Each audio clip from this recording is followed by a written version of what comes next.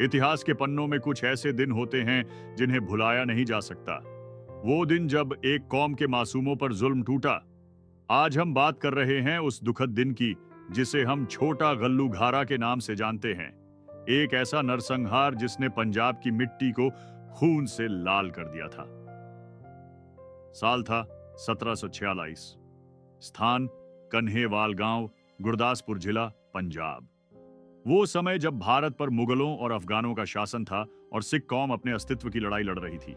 सिखों की बढ़ती ताकत, उनका अद्वितीय साहस और स्वतंत्रता की भावना शासकों को खटकने लगी थी और इसी वजह से शुरू हुई सिखों के खिलाफ जुल्म की एक लंबी कहानी। अमृतसर के पास कन्हेवाल गांव में लगभग 7,000 सिखों ने एकत्र होकर ब्यास नदी के किनारे डेरा जमाया हुआ था। इनमें महिलाएं, बच्चे, बुजुर्ग और योद्धा सभी शामिल थे। ये सिख अपने धर्म की रक्षा कर रहे थे, जंगलों और पहाड़ों में छुपकर जीवन यापन कर रहे थे। लेकिन उसी समय दीवान लखपत राय, जो लाहौर का एक प्रमुख अधिकारी था और जिसका भाई सिखों के हाथों मारा गया था, उसने सिखों से बदला लेने की ठान ली। उसने मुगल फौजों और आसपास के राजाओं की सेनाओं को एकत्र किया और फिर हमला कर दिया उन मासूम सिखों पर। करीब 35,000 सैनिकों ने चारों ओर से सिखों को घेर लिया। सिखों के पास सीमित हथियार, कम भोजन और कोई मदद नहीं थी, लेकिन फिर भी उन्होंने वीरता से लड़ाई लड़ी। कई महिलाओं और बच्चों ने खुद नदी में कूदकर जान दे दी, लेकिन दुश्मन के हाथ न आए। इस हमले में लगभग 10,000 सिखों को या तो मार दिया गया या गिरफ्तार कर लिया गया।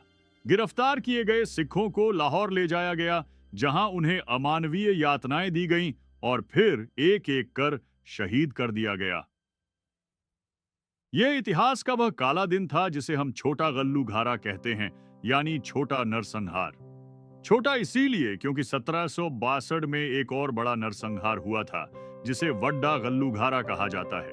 लेकिन पीड़ा और बलिदान में कोई छोटा बड़ा नहीं होता।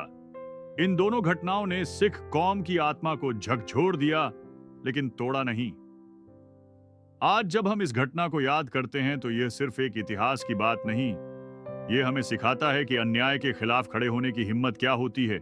यह बलिदान हमें प्रेरित करता है कि धर्म, सच्चाई और आत्मसम्मान के लिए अगर जान भी देनी पड़े तो पीछे नहीं हटना चाहिए। छोटा गल्लूघारा के सभी शहीदों को हमारी विनम्र श्रद्धांजलि। वाहेगुरु जी का खालसा, वाहेगुरु जी की फतेह।